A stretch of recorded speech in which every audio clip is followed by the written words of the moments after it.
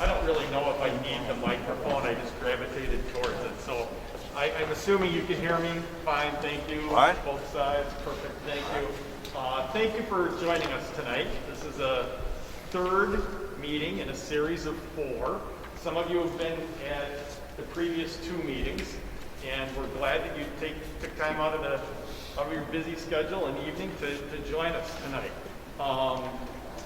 It's probably a good thing the Badgers aren't playing basketball tonight.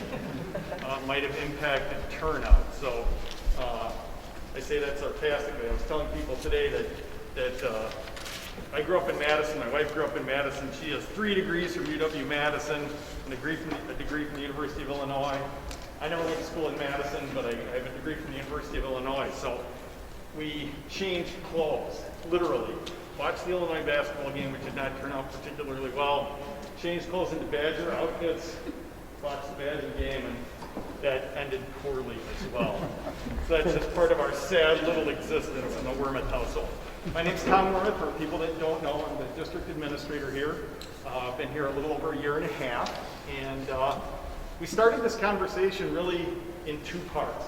The first part was to try to engage with the community and have the community help us think about what our facility needs look like over the next, to create a sustainable system for the district for the next 20 years. The other thing that we need to balance is what our financial outlook looks like over the next, the immediate future, but the next 20 years as well. So the goal of these conversations is really to try to create a system of both funding and facilities that are going to be right-sized for the number of students we serve in the community over time. So on the music stand on the way in, and you don't need to have these in your hands right now, there's a little financial projection. And I'm not going to talk specifically about these. We've talked about these at both the previous 2 meetings, but school funding follows the number of students you serve. And if you have the financial projection in your hand, you'll see that this year, on the 3rd Friday count in September, we're serving 1,404 students.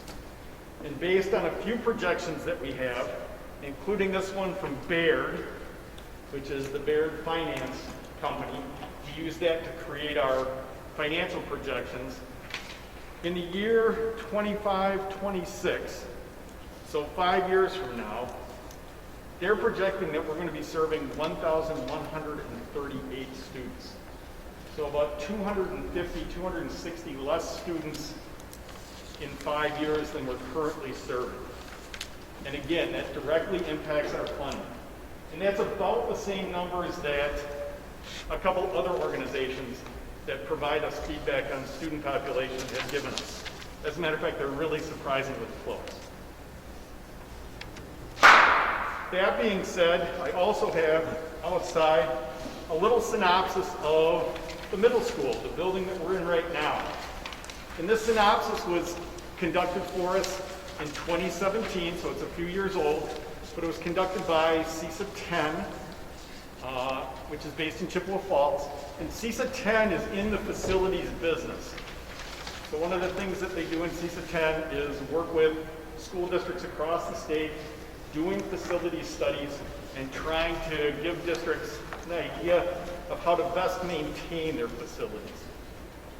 So this building, how many of you went to school here in some form or fashion? Either as a high school, I'm not going to ask that question, age people, either as a high school or as a middle school over time. Just some highlights about this building. This building was built in 1918, so it's over 100 years old. There's been a series of 5 additions over time to this facility. Although this facility has a very large footprint, if you look at current state rules and regulations, it serves the least amount of students at capacity of our other buildings. So the state now does not want students in any spaces that are less than 800 square feet.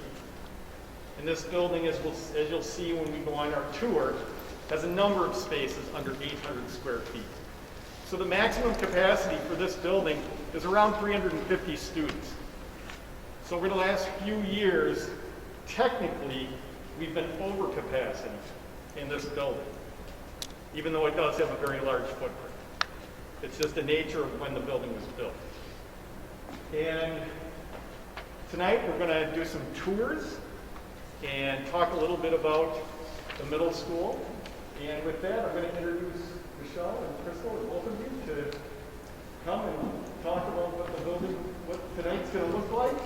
And others, Michelle McChesney as well. Well, thank you for coming. What we're going to do is we're going to divide you up into 3 groups. And then we'll each take you on a tour of the middle school. We've planned some things out. I'll each have the same cards so that there's some consistency as much as we can between our tours.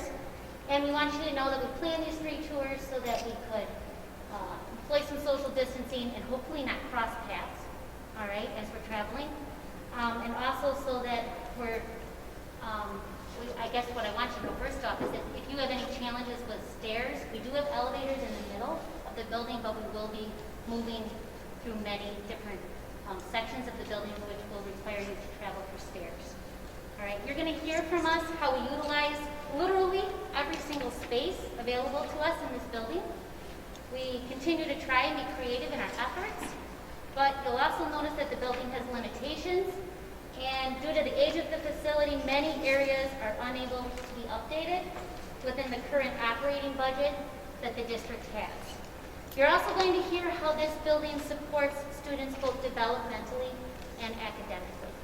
After that tour, what we have is we have a slideshow for you where you can come back in here. We anticipate we'll be coming in at some different time increments here. But the slideshow has things that you didn't get to see. Okay? There's certain places that we can't all easily access. So we have a slideshow for you after that. And then I think Dr. Tom will answer questions or... Just open it up again for comments, questions, and concerns about this building and potentially the high school that we've seen. Next month, we're going to be doing another similar tour and having conversation at the elementary school. Okay, so I will be giving one tour. Michelle McChesney, she's a school counselor here. She serves both our elementary school and our middle school facilities and our students. She'll also be giving one tour, and then Crystal Holmes was our dean of students. All right.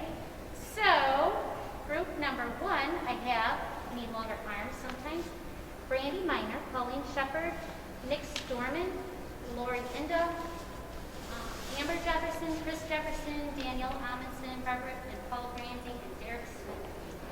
And that will be with Michelle. Group number... And Michelle, this would have been your middle school, correct? Yeah, I was middle school.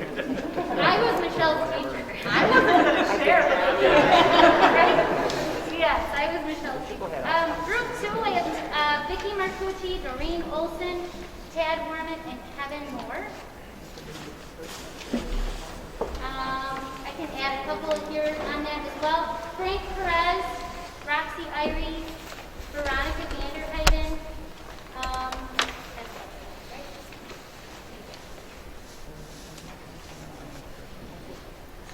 Okay, and then in group 3 with me, that'll be Jenny Henson, Justin Allard, Stacy Tully, Margot Bieber, Darlene Haworka, Karen Perrick, Dana Peterson, Chris Peterson, Chad Reinhardt, Patrick Kozlowski, Aaron Bonnet, and Jerry Campbell.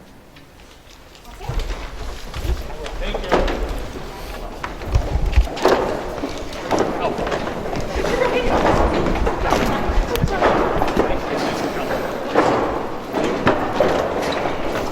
Now we're right here.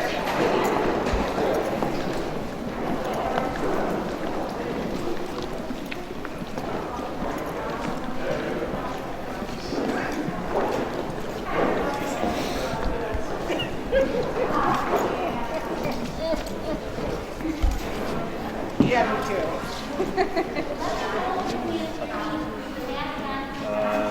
We're doing it on paper. Hi everyone. We are actually going to start off by going upstairs to the 3rd floor. If you can't hear me, let me know, and I'll talk a little bit louder. If you have questions, feel free to interrupt me, okay? So you can follow me in this direction.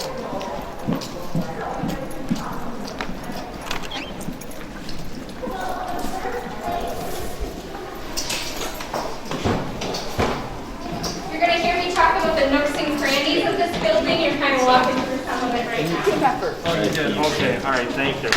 I appreciate it. Is this, are we being videotaped? Yeah. Oh, nice.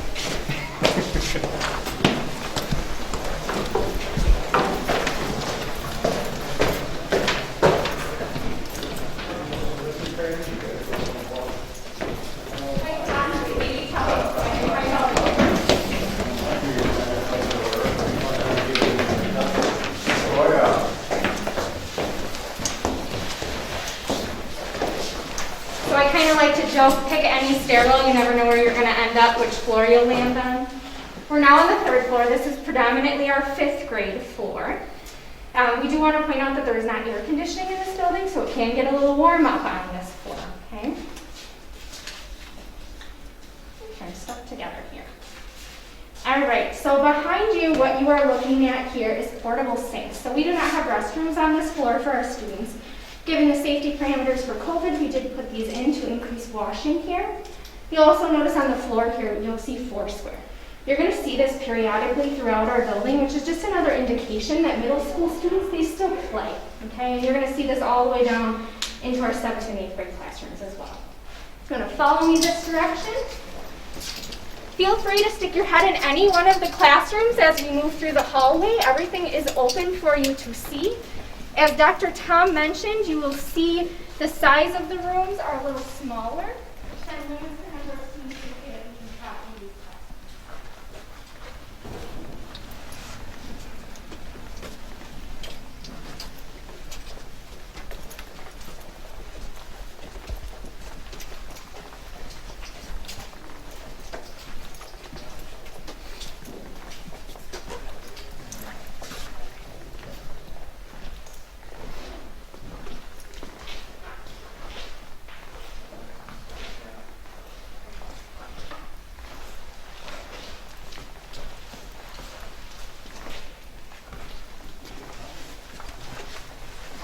I gave Stacy the proof of paperwork.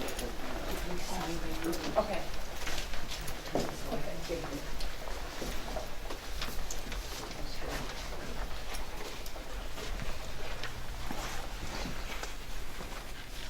So one of the things you will notice here is the elevator shaft. This is where the elevator is located centrally in the building to access all floors. So this is the only building in the district that is required to maintain an elevator to be ADA compliant. You're also going to see over in this area, there is a staff restroom that is built into a closet. We also have a printer up here for the staff on this floor. Due to electrical barriers, what you're going to see in there is more of a home office printer. We cannot put the higher capacity printers up on this floor. Okay? So we're going to keep moving up this hallway to one of our special ed classrooms.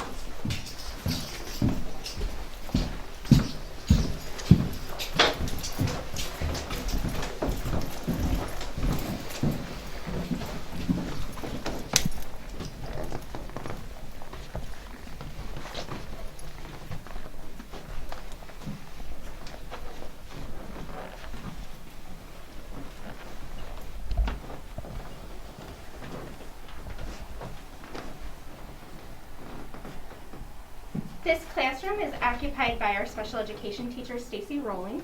One of the things I wanted to point out in this space is that many of our classrooms have 2 to 4 outlets at max. So when we're talking today's technology, we have limited capabilities. You're going to see a lot of extension cords running in these rooms.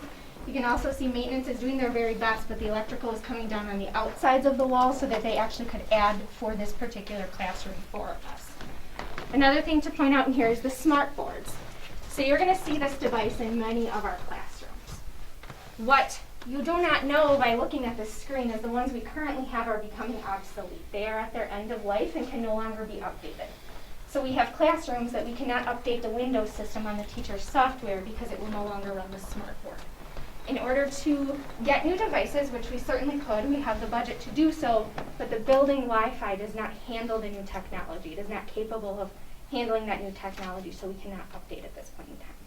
So smart boards are becoming obsolete, and touch screens are the newest fad. They link right to the teachers' computers or students' computers, but we have issues with all the internet capacity required to make that function in parts of this building. So we are going to move up the hallway a little bit here and visit with Miss Kelsey Hall, who's going to share a little bit about students' emotional growth at this age. As we move, I also want to point out that we have stairs here. This is going up to our intervention room, so we often have to have the teacher move themselves to the students, as some students cannot access that space.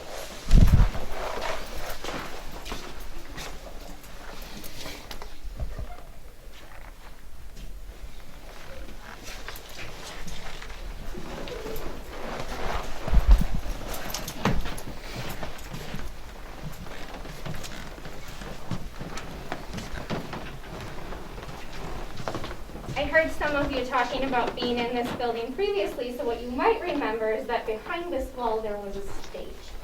So actually if we open that closet door right there, what you'll see is a space underneath the stage, and then there even is a little piece of stage left behind that closet door as well. This is Miss Kelsey Hall. She is a 5th grade teacher here in our building, and she's going to talk to you a little bit about the social and emotional growth, or those soft skills that kids obtain during this period of time. So like Crystal said, I'm Kelsey Hall. I have been in the district for 11 years, and I'm also a graduate of Adams Friendship. Mr. Moore was one of my teachers in high school. I taught for 8 years at Russia Creek, and then when Russia Creek closed, I transitioned with the 5th graders to the middle school here, and I've been here for 3 years. It's been a really, really great transition. I'm going to speak to why the middle school model is developmentally appropriate for kids this age to support them both behaviorally and emotionally, and then you'll hear from another teacher about how we support them academically in the middle school model. Traditionally, 7th and 8th graders attended school in a junior high model. I know in our district, I was one of the first groups of kids to attend the middle school here as a 7th grader. And now research shows that that's not what's best for kids this age. Our middle school is set up as a 5-8 building, and we use a gradual release model to help transition kids from the elementary school up to the high school. So we're kind of that like middle transition area. At the elementary school, they provide a little bit more of that independence because of their age. And then as they get older and start to become young adults, they don't need as much of that support and control. So we're kind of that transition between that, less independence and more independence. And at this age, we know that kids start to kind of pull away and they're seeking that attendance. So we've got the middle school set up in a way that kind of supports them as a whole child through that transition. I talked about our gradual release model, so I just kind of want to tell you how the middle school is set up to help support that transition. When our 5th graders come in, we're intentionally set up very similar to the elementary school. And we chose to do it that way because it's a transition year for kids, so it keeps a little bit of normalcy in their life as they're learning a new building and lots of new faces. But academically, their day is set up very similar to the elementary school. They've got one teacher all day long. They go, except for this year because of cohorts, but typically they leave for specials. But otherwise, they're with that one teacher, that one support all day long. As we move to 6th grade then, they move into a house model, which offers 2 different teachers for kids. So they see one teacher for English language arts, and then another teacher for math, science, and social studies. And then in the past, as kids have transitioned to 7th and 8th grade, we had them set up in a model that they saw 5 to 6 different teachers during the day. One of the great things that came out of the year of COVID is this phenomenal data where we recognized that our kids are a lot more successful when they see less people during the day, or when they have less transitions during the day. I shouldn't say less people. People are great, but those transitions are hard for kids during the day. And so we're actually looking at making changes next year to our 7th and 8th grade schedule and sticking with more of a house model, but kids will be in kids will see 3 different teachers. So it'll be that transition from 1 to 2 to 3, and then in the high school where they start to have multiple teachers for different grades. That data that I talked about really matches the changes that we've made. A few years ago, as we were transitioning from more of a junior high model, we had over 1,000 disciplinary referrals in a year. That's a lot. To last year, less than 500 discipline referrals, and this year in our year of cohorts where kids stay with one teacher during the day and don't transition, we've only had 111 discipline referrals. And we're really seeing those concentrated into a small group of kids and not widespread across the building. All that data is showing us this last year that those less transitions work for our kids. They're more successful, and it really does support this age group. And I think we can all agree that less behavior leads to better academics, which just leads to a better environment overall. There's also a lot of brain development research that supports this middle school age. When kids are in ages birth through 5, their brain grows more than it's ever grown.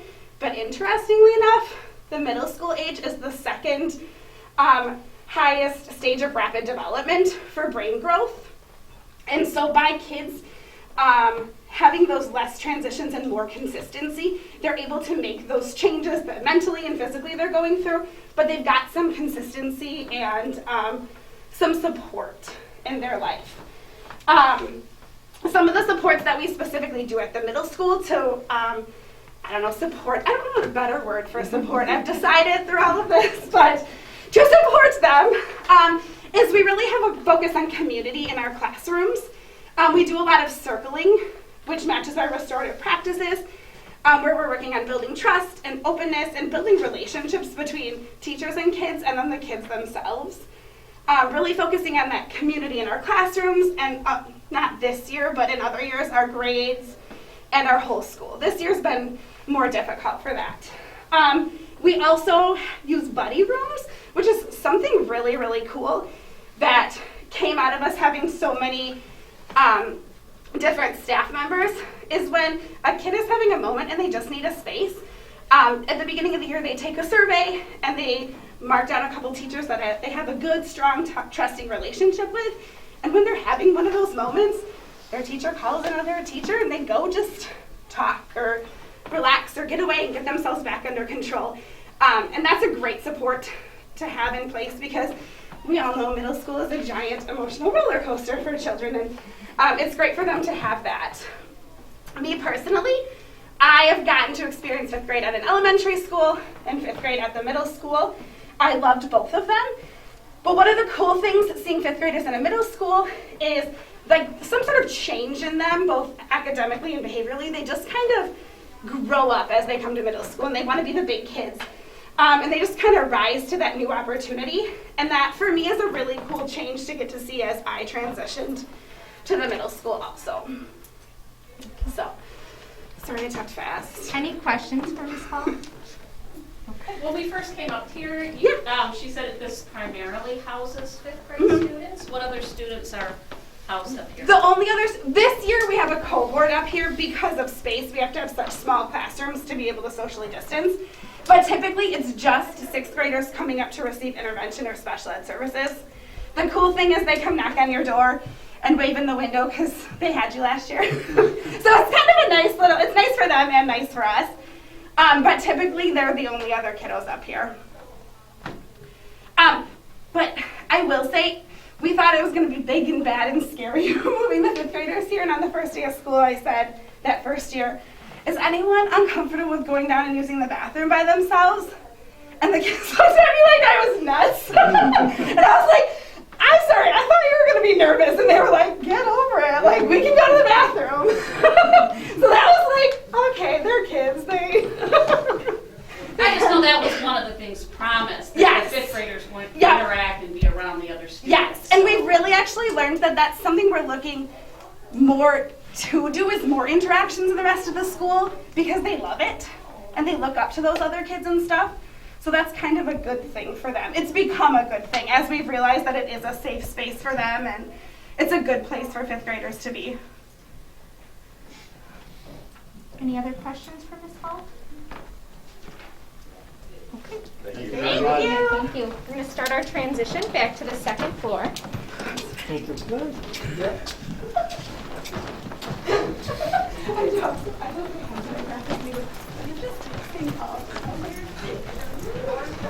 Long time no see, Dad. Good one. Yeah. Walk around and check on the kids. So again, as we walk through these halls, you can stick your head in. You can see we have another special education classroom there. Sneak out of class. I was gonna say, no one's sneaking anywhere. No, doors are a little squeaky up here. You will see Miss Paul's 5th grade classroom here.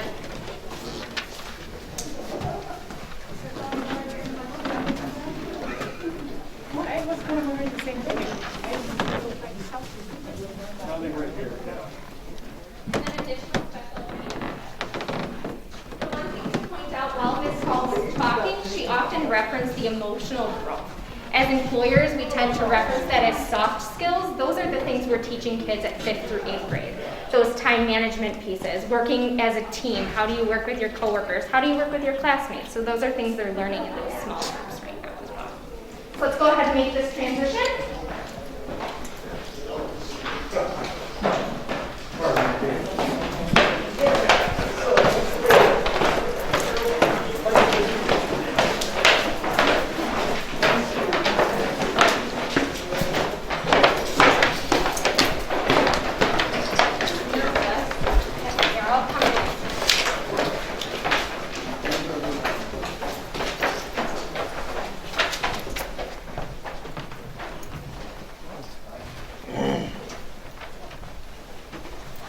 Right door, huh?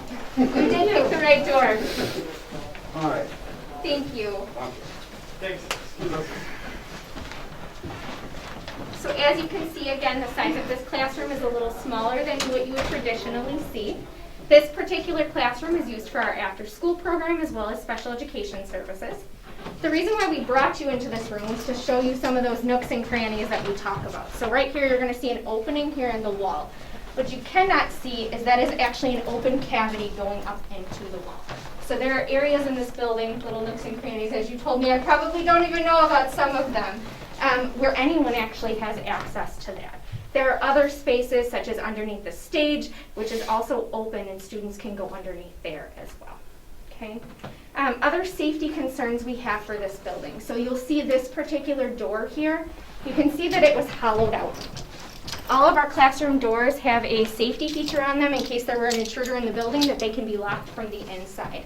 The age of these doors does not allow for that to be installed. It was attempted, it was not able to be put into this classroom.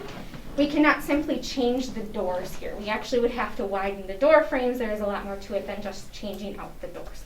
So it is another safety concern.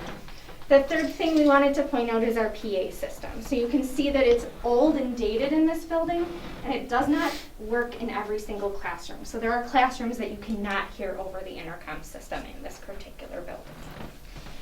Finally, when we move students from the 2nd and 3rd floor for evacuations, it can be a concern for students with disabilities. Because we have that elevator shaft, we do sometimes have to have teachers that physically will move a child themselves from that 3rd or 2nd floor out of the building during a safety evacuation. Okay. You're going to continue down this hallway.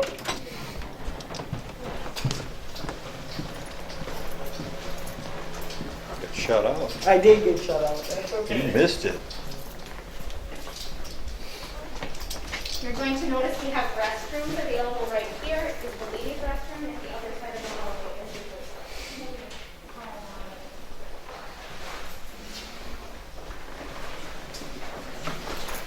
Everybody wants to see the ladies' restroom. Absolutely.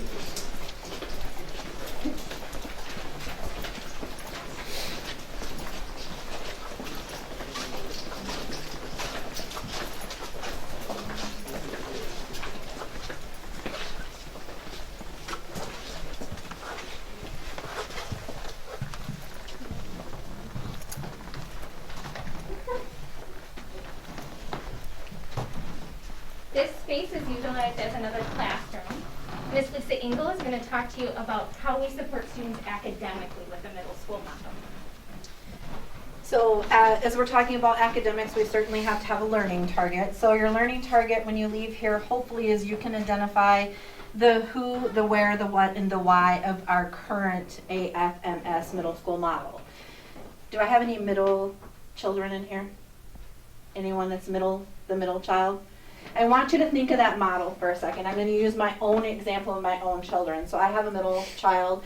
11 years from his youngest sibling, and 7 years from his oldest. So when we think about that middle child, that's kind of how we have to start looking at these things, especially because we have to look at the fact that we're talking about children that are 10 to 15. That's the age range that we're looking at when we're looking at that. Academically, socially, emotionally, are we creating gaps if we take 5th and 6th grade and put them in elementary, move 7th and 8th to high school? Are we creating that too mature, immature? So currently right now where we're at, 5th, 6th, 7th, and 8th, we're working on what we call a gradual release, our whole child model. When you talk about gradual release, it's super important that we take in mind and keep in mind that the average 10 or 15-year-old child has a 10 to 12 minute attention span. So here in the model, in the middle school model that we have right now, we have 10 to 15 minutes instruction, mini lessons. We give them some independent work time. They take that independent work time, and that may look like peer collaboration, because we all know that middle school kids like to talk a lot, and they learn from seeing, hearing, doing, and speaking. So in that model, we're doing a gradual release. In 5th grade, they're still self-contained. I like to look at 6th grade as that transition. I have the opportunity in the model with 5th, 6th, 7th, and 8th to see where my kids went, where they came from to me, where I need to take them, and how I have to prepare them for 7th and 8th grade. And I just use this in my informational essay. So we all know if we're talking about standard-based grading, the 4 represents they can teach. They've mastered every skill I've given them, and they should be able to teach that skill. So I spent my unit teaching informational unit, and I had these 2 students that were super close. They were like a 3.5, but they had mastered all the skills that I wanted to, and I needed that bump up. I needed to see that they were truly a 4, that they could go teach it. I had my 5th grade teachers, I called them up, I said, hey, I have these 2 students that are super close to a 4. Can they come teach informational writing to your class? Of course, they said yes, absolutely. They had had that relationship for 5th grade with them. They let them come there. Within 45 minutes of those kids going and teaching to the 5th grade, the teachers were on the phone to me saying, I have kids that are going to change their informational writing. Because we're all in the same pace. We're all at informational writing, whether you're in 5th, 6th, 7th, or 8th. So I could pull from my 7th and 8th graders, hey, come up here and show me where your informational writing piece looks. So the 5th grade teacher says to me, my 5th graders are saying they need to change their informational piece if they have to write like that in 6th grade. So that is the gradual release model. That is taking them from where they were, preparing them for where they're at, and preparing to move on. Here, we believe in the whole child approach. The whole child approach is you are meeting that child's need socially, emotionally, and in our case, the basic needs. So we have to address the basic before we can do the social, emotional, and then the academic. Basic needs of making sure they have enough food when they get here to eat. If you look around our rooms, we have food cabinets. We provide for those basic needs. If we don't have it in our room and we know we need it, we can access it. So we meet them their basic needs. The social, emotional learning is embedded into our curriculum. Again, it is super important that I can access my 5th grade teachers to get the information that I need, especially when we're talking about behavior issues or concerns, and I can prepare them for 7th and 8th grade, that gradual release. This is no new subject. Middle school is not a new subject. Back in the 60s, they started examining what was best for the kids in middle school range. From 10 to 12 or 10 to 15, you do most of your cognitive brain growth from that time frame. So it's super important that you're learning with your peers, that you're getting that extra challenge, and you're combined in that model where you have access. Not only do I have access for my students, I have access for me as an instructor. I can go to a 5th grade teacher and say, hey, I have this lower end kid here. What resources can you give me and provide me to help me bump that lower end kid up without anyone ever knowing that? I also have a 6th grader who's doing 8th grade math. Now, if we think we separate our kids, 5th and 6th go elementary, 7th, 8th go high school, what happens to that 6th grader who's doing 8th grade math? I have to schedule a bus, I have to arrange it in time. I don't have the opportunity to have my sixth grader right now doing 8th grade math. So we're providing that enrichment that might be lost if we consider a break there. So again, the what and the where are both of the environments, and the how. The why, which I think we all need to understand, is if we're preparing our kids through gradual release, if we're meeting their social emotional needs, if we're providing this cohort model that has been extremely successful, and I don't know if y'all have seen Kelsey yet, but you're going to see the data that proves that this cohort model is what's best for them. We hopefully are preparing them to perform for life. We're giving the skills because we can access this in this model where I can reach out to a 5th grade teacher for my low-end 6th graders, and I can reach up to my 7th and 8th grade teachers for my enrichment in a model that works in here. Generational poverty should be our end goal. We should want to break generational poverty. If we have a model that can produce through gradual release in whole child, why would we stop that? Thank you. Any questions for Ms. Engel? Kids are lucky to have Mrs. They are very lucky. Thank you, Ms. Engel. You're welcome. Good job. Very nice.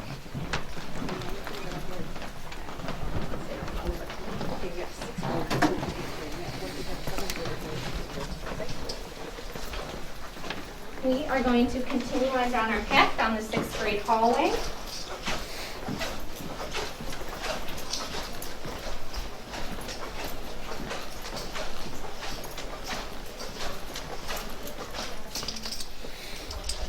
Again, feel free to peek your head in any of the classrooms.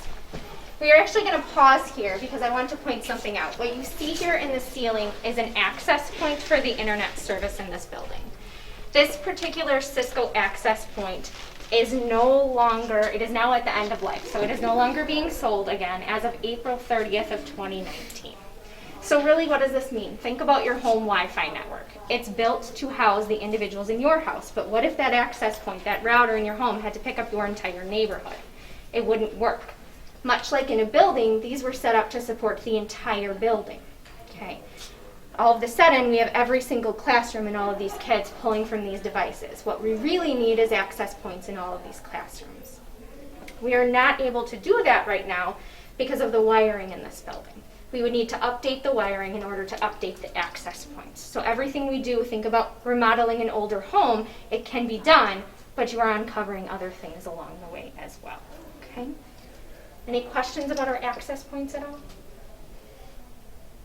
All right, so let's keep heading down this hallway.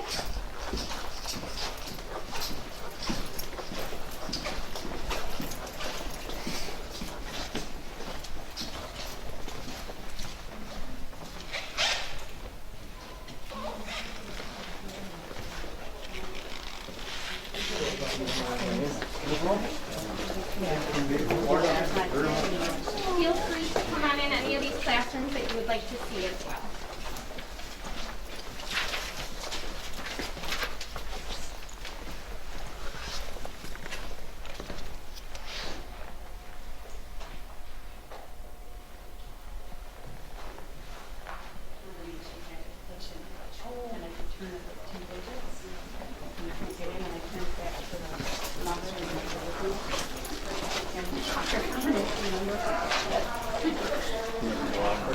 For those of you who went to high school or went to this building at all, you're going to see a little nostalgia now. So we're going to come back down this nook and cranny here. In the band. Practice rooms.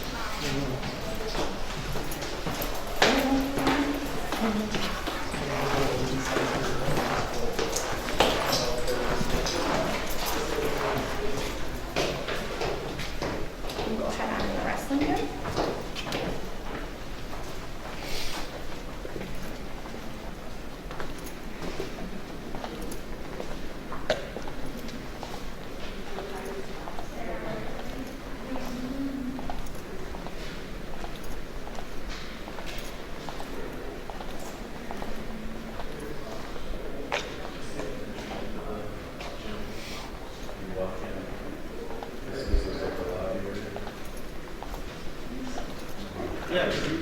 came in like this way, right? For like basketball games and stuff? That's what I was just heard, but This is bathrooms over here. There were bathrooms here? so they only had the one door. Yes. Always? So if you were in this high school prior to 1998, this was the lobby to enter for sports events. Now this space is currently utilized as a wrestling room, not just for our middle school athletes, but for the high school athletes as well. So they utilize this particular space for middle school and high school, as well as the locker rooms downstairs. Okay? We're going to come back down the stairwell here. We're street level. Yes. Yeah. I shouldn't feel like Like that. right out the door is the side seat. It doesn't feel like that.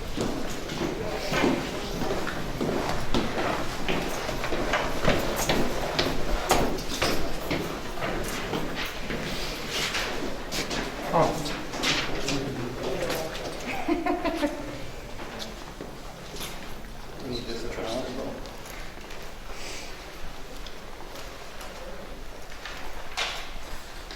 What you're looking at down here is a special education classroom. This was once a locker room. We have updated it. You can see there is new flooring currently going in, so we're about halfway done. The students who utilize this room, we find that they are much more successful with an individual teacher. So they are special education students who really rely on the support of that one specific teacher all day long. The students stay with that teacher in this space. Okay? So we're in the process of putting some flooring down. They also have different services coming in from the outside to support as well that will support some independent living skills. So there are wash machines and dryers and things on the other side of the wall. And so you put the windows in last summer, correct? The summer of 19? Yeah, it probably was last year. Space. I think Yeah. you're correct. It was a locker room, so it didn't have clear windows then. And I think we put those in a year and a half ago. Seemed like they were block windows. Okay, just knock out the block and. Yeah. We're going to continue down the basement hall.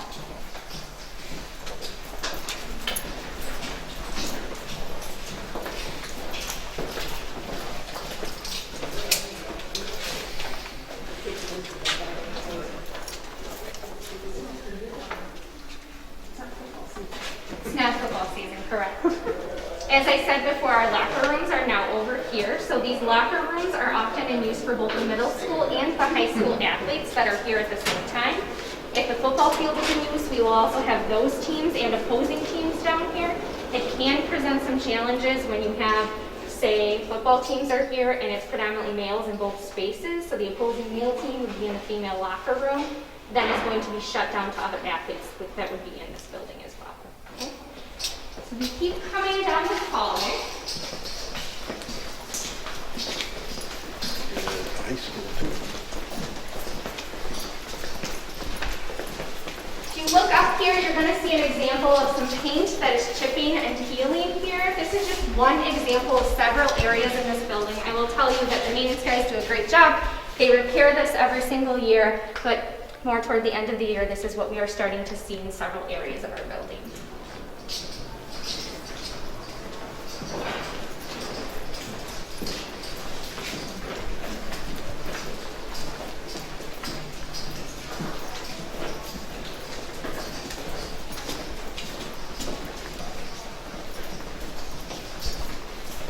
You're going to hear a bit more from Ms. Garley in a moment about how this building is utilized, but I want to point out that we have another space for counseling services that come in from outside. One of the additional barriers you're going to see here is the stairs that go up into this room, so not all students can access this particular area.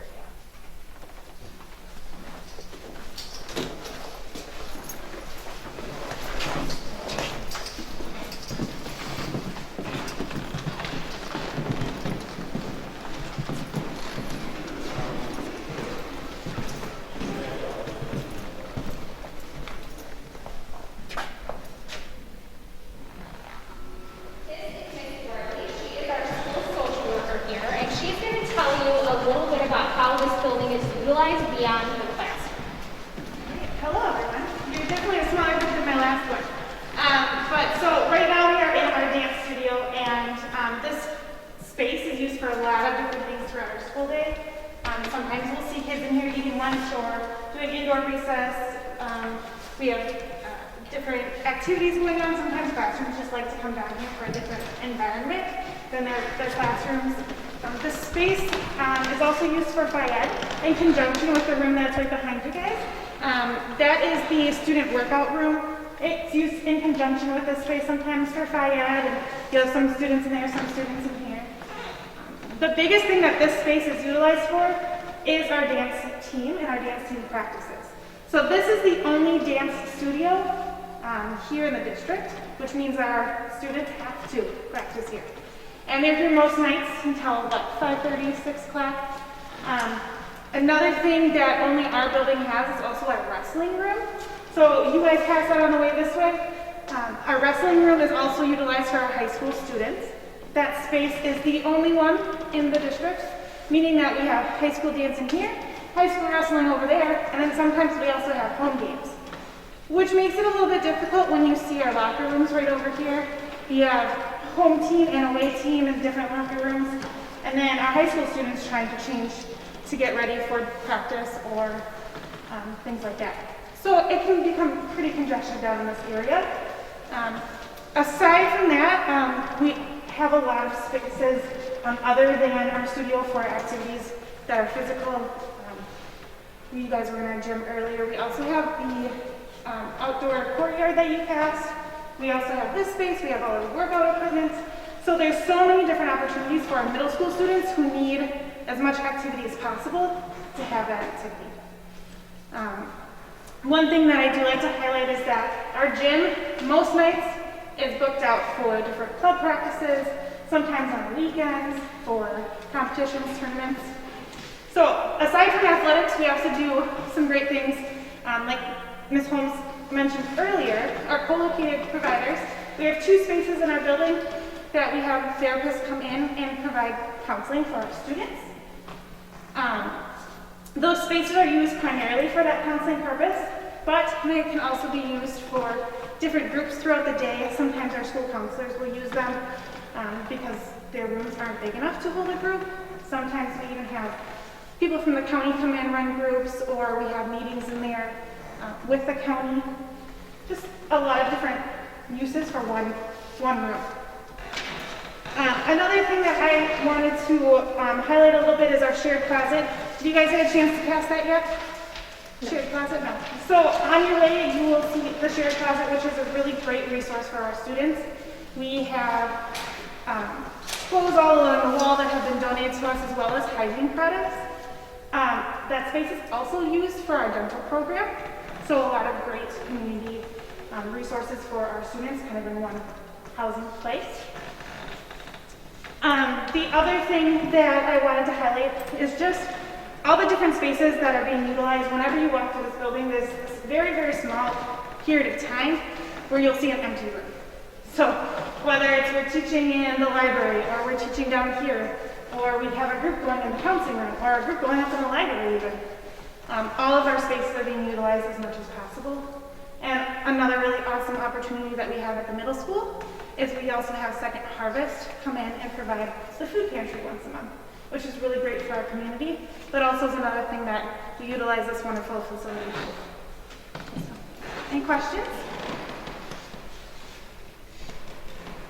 Okay, we will continue on this page right here.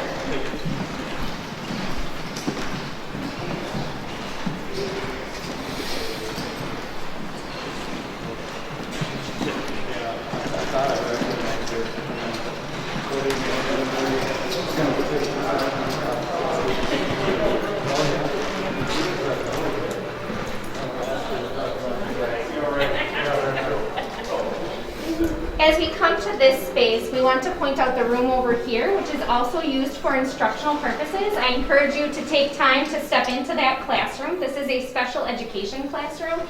You will again notice that there are 3 steps going into this room, which does not make it accessible for all students. So sometimes if you have specific students who have certain needs, we either have to shuffle around caseloads or move teachers within our building to make sure that students can access those services.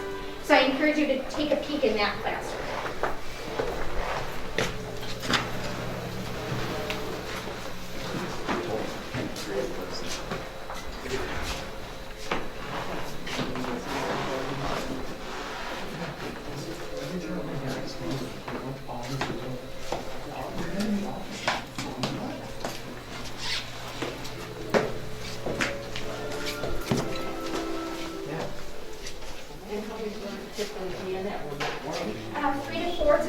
location classroom, so oftentimes it's one-on-one services with students.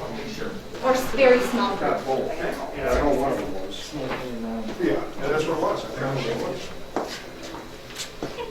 You're gonna head back upstairs. If you thought you weren't getting your workout in today, we might have gotten it for you.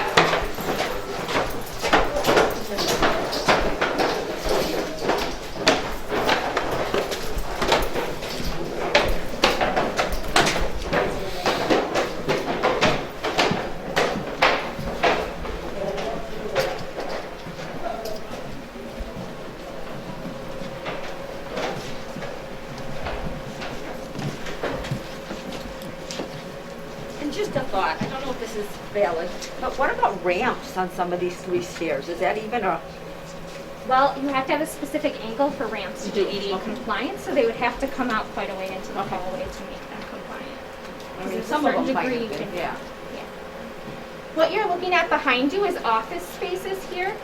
Many of these offices are utilized for our pupil services staff. You may have also noticed that there was one on the 2nd floor, one on the 3rd floor. What we do not have in this building is a centralized location for students to access services and supports when they need it. So the students have to know where the staff member is and seek out the individual staff member rather than going to one specific location to receive services. Additionally, if you look in this room, this is our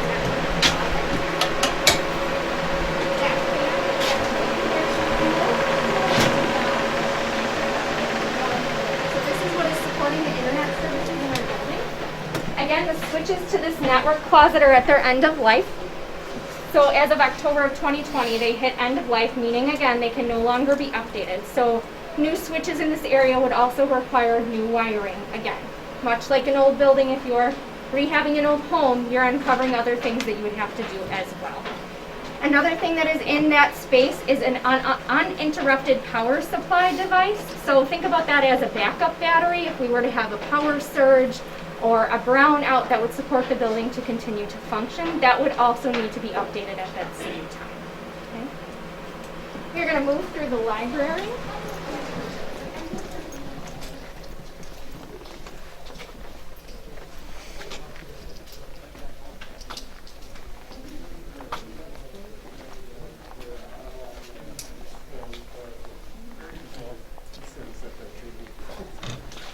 A few years ago, this library was remodeled to accommodate more of that modern learning style that you heard us talk about.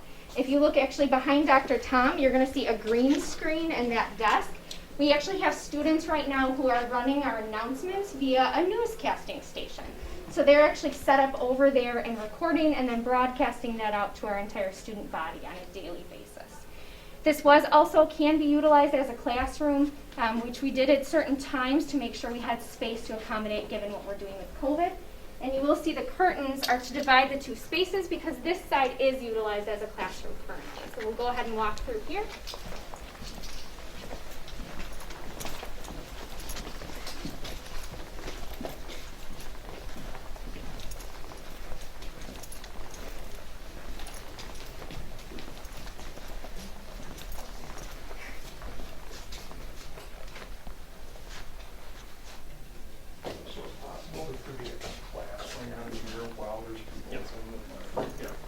Only because I told them, this is actually a gym teacher that we have to put into a classroom this year, because we really podded kids up, and we tried to keep the pods under 15.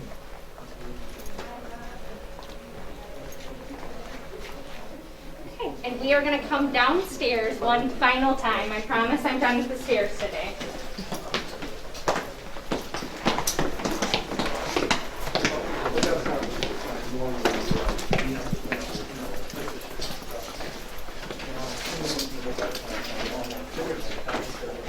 As you're moving, you'll notice that we have restrooms on this floor for our 7th and 8th grade students as well.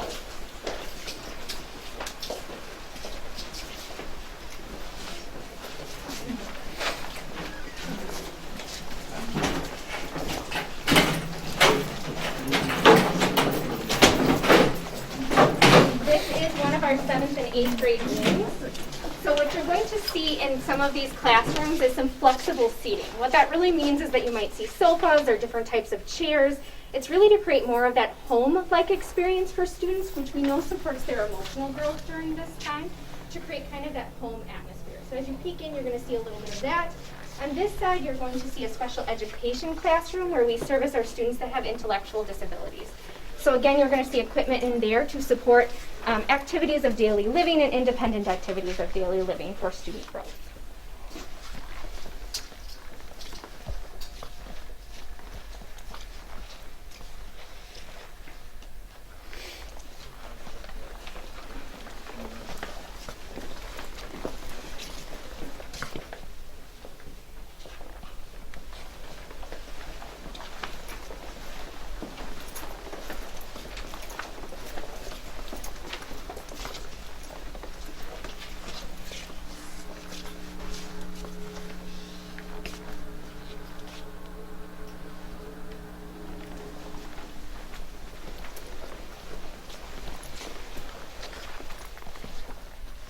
Right in here.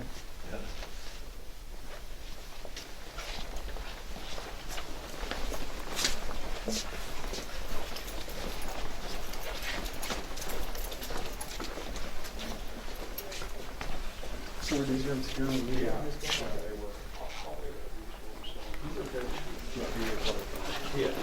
pretty much.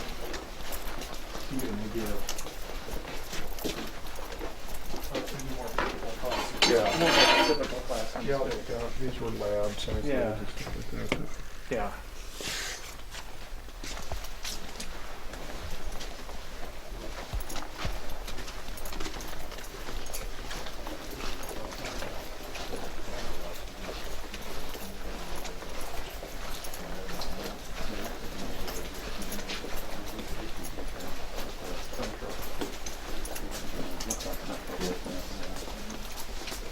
Thanks, cool guy. Wife wrote a book about it.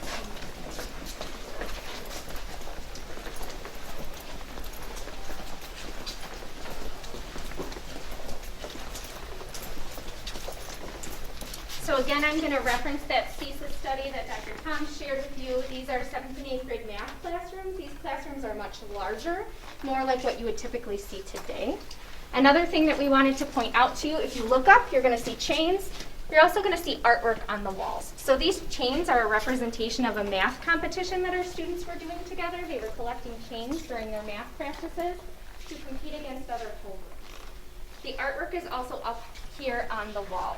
Again, these students, they're not elementary kids anymore, but they're not yet high school students. So you're still going to see them wanting to draw, wanting to display some of that creativity, and still having that friendly competition display with each other as well.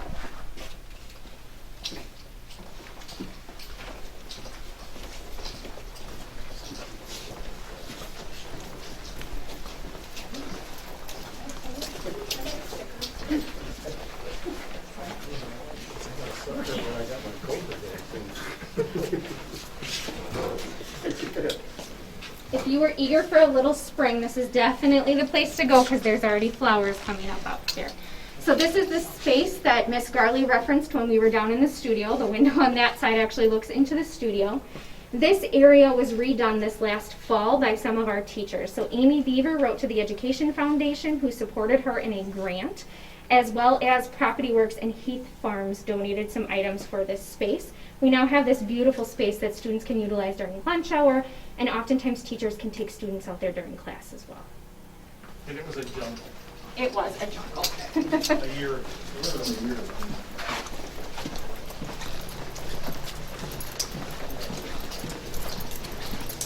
a jungle when I came.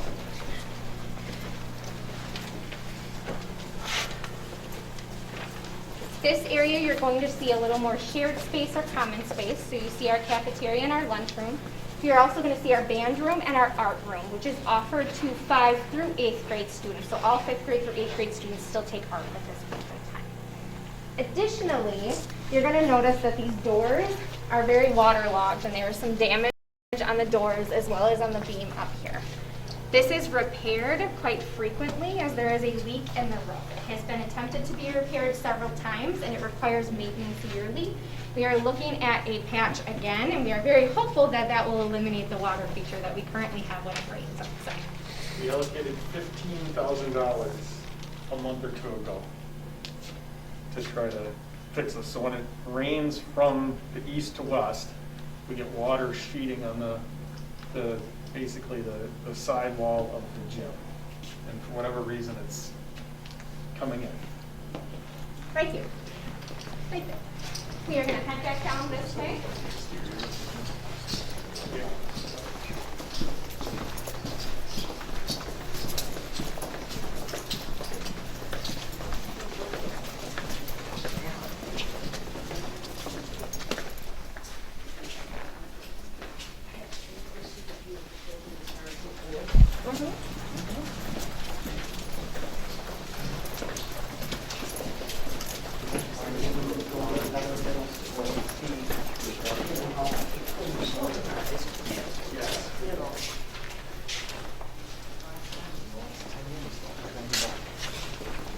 Does it pool? I don't know.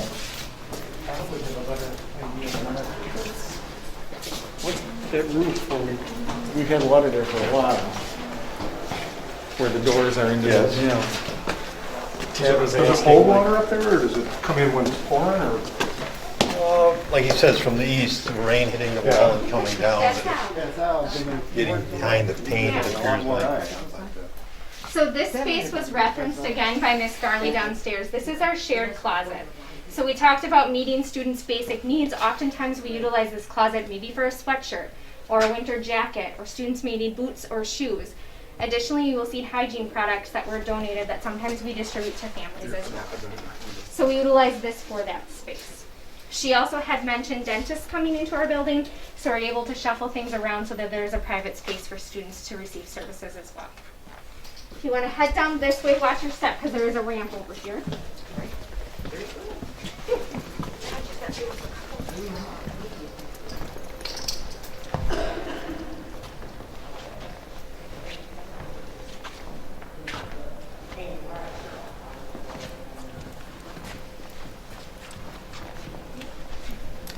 So this once was a stage here and was used for any types of performances that we may have had. We can no longer use it for performances. The curtain that was hanging was no longer flame retardant and had to be removed from this particular space. To continue to utilize the space, we were able to put some workout equipment up here to again support the multiple gym classes that are going on sometimes during the day in this building. So students and staff are both able to access this area as well. We are going to move up through this hallway and then back to the gym.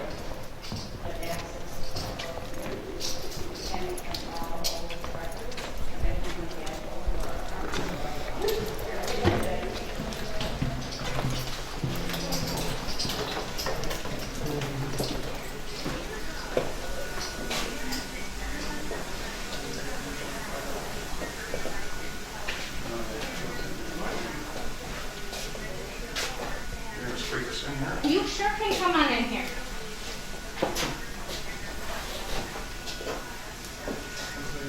So what you are looking at here is the space that we use for physical therapy and occupational therapy. So they come in here and work with our students. We also may utilize this room if a student is very escalated and having a hard time. We'll use this soft calm space to de-escalate that student as well. And I believe someone said this used to store stuff for the stage. No, this used to be band practice room. Oh, band practice room. Okay. And then lastly, on the other side of this wall, this used to be a closet. This is now our second area for our co-located provider counseling services. They come in here. Oh, sure. It's like the green room for the theater. Yeah. And then we will head back down this little open crane and back into the gym.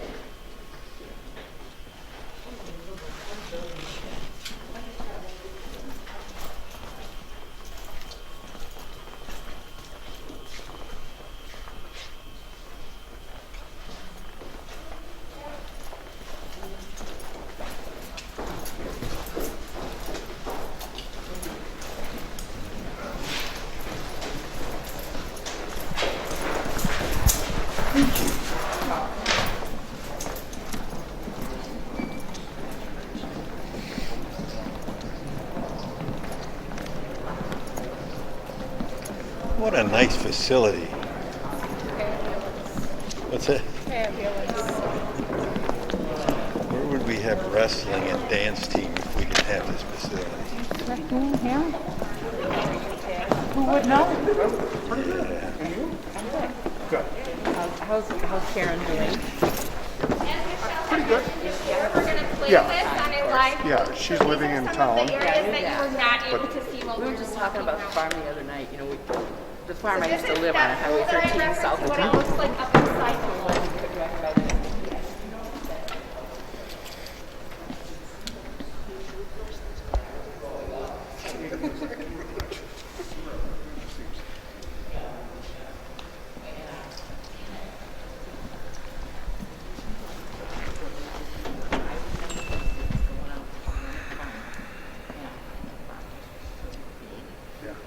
But then the last time I was out there, when the uncles were here, he says, it's not that we can.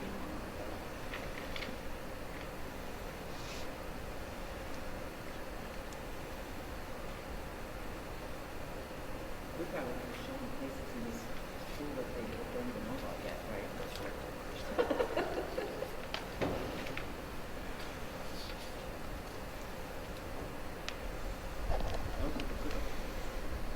It might not even know New York.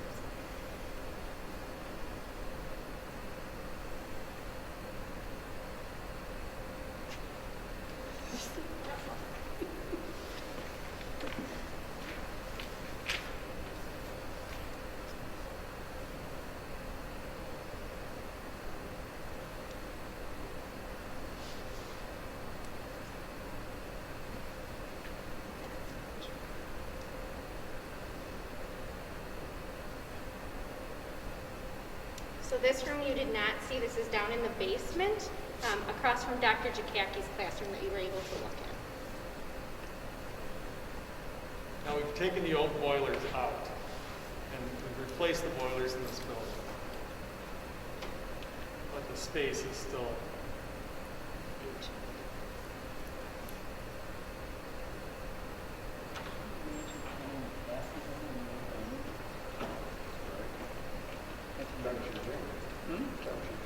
No, this room is here next. Yeah, but my brother played down in Vancouver.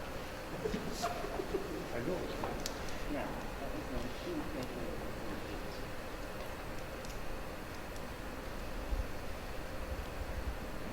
So those are the new boilers, the blue things on the right.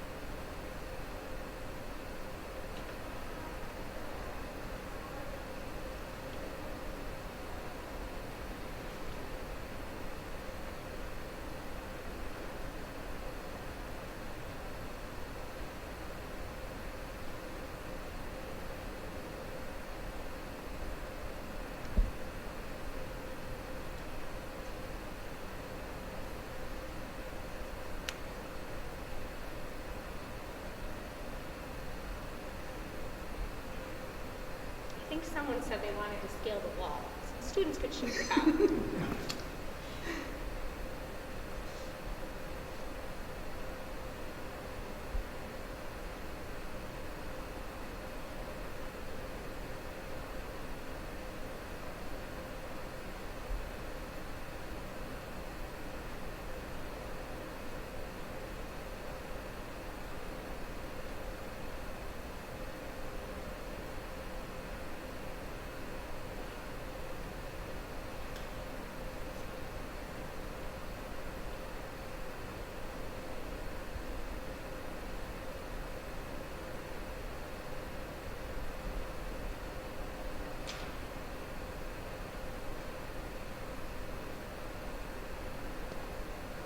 and I think both of Michelle's talked more than I do, because when we practiced, it took them a lot longer to get back in here than it took me. So if you have any questions, I'm happy to answer anything for you.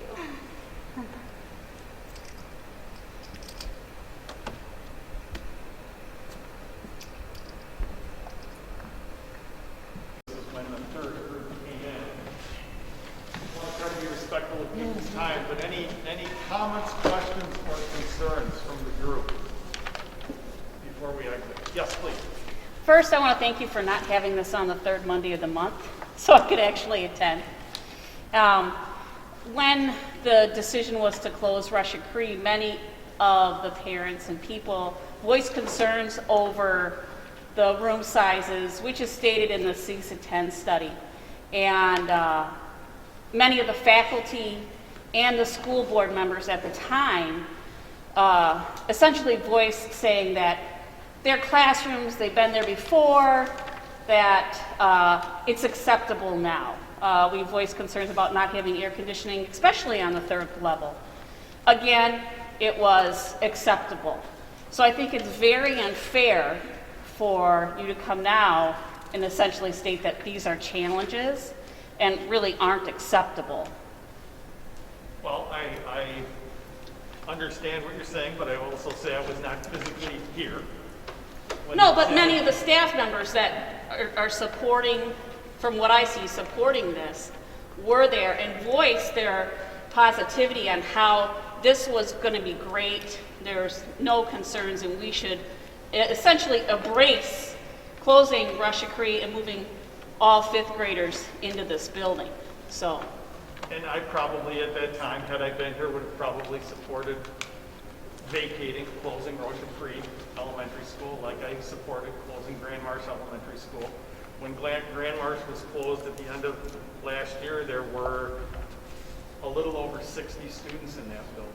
Now I realize there had been some decisions to move special education students out of that building. I understand and that. Fifth graders. Correct, but fifth graders were here, from what I understand at that time. But looking at our enrollment projections, what I'm most concerned about is trying to, and I hope I said this at the beginning, if I didn't, I apologize, is try to create a facilities plan that's going to meet the needs of our community for the next 20 to 30 years. So 20 years ago, we were serving almost 800 students more than we currently are.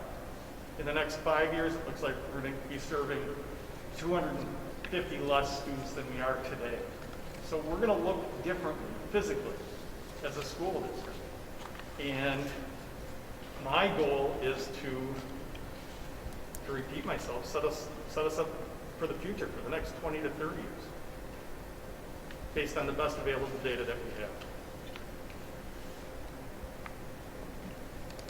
Yep, the same data, 3 years ago that said no more students should be put into this building was ignored, and now you're embracing.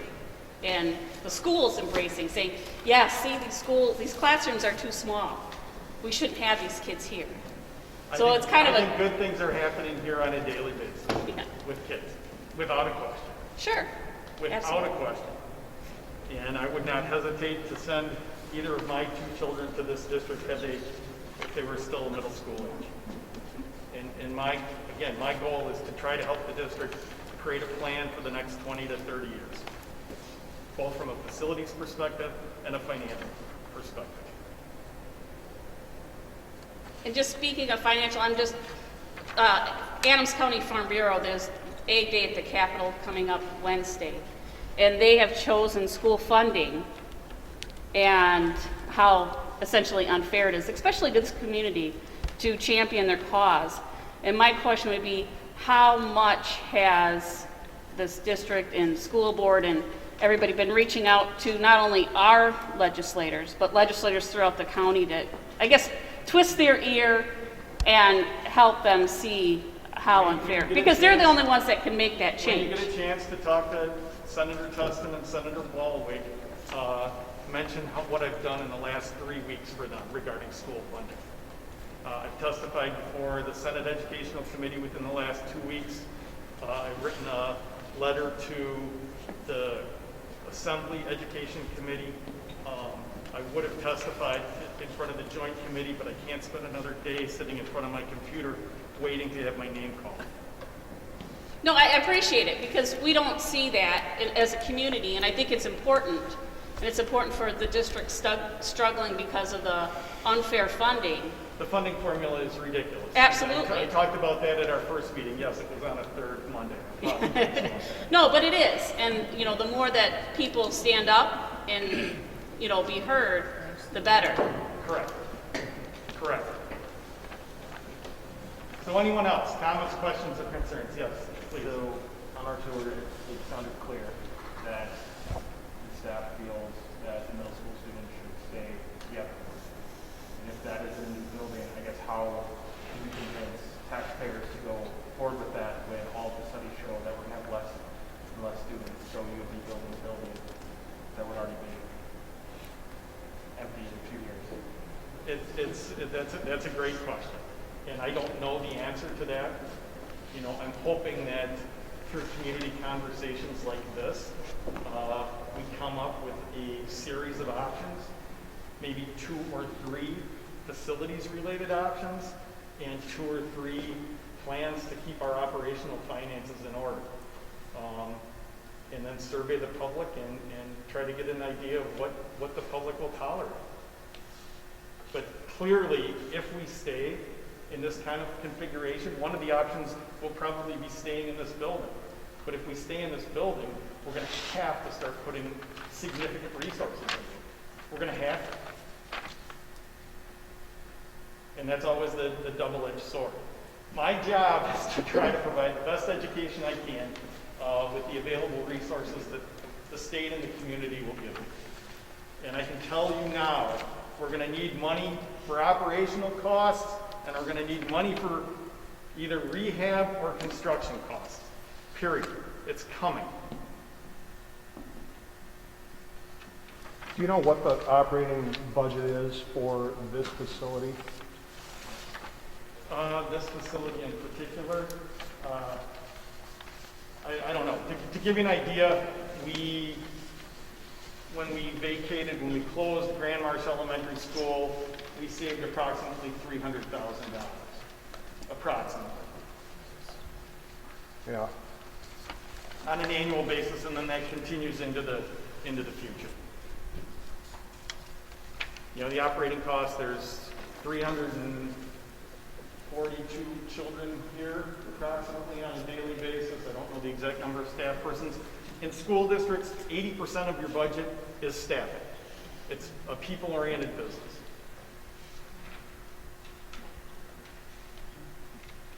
So our total budget is around 19 million. I would guess about a third of that right now goes towards this building. Because we have almost equal numbers of kids at the elementary, middle school, and high school level right now. A little bit less at the middle. But that's where the costs lie. Anyone else? And again, don't want to just keep you here to keep you here. 7:30 is the bewitching hour. Hour and a half meeting, everyone stops listening. So, well, again, I appreciate your time tonight. Thank you for joining the tour next month on, do you know the date by chance? The 19th, third Monday. Thank you. The third Monday. I apologize. We'll be doing a similar tour and having a conversation at Adams Friendship Elementary School. So please join us. Thank you very much. Thank you.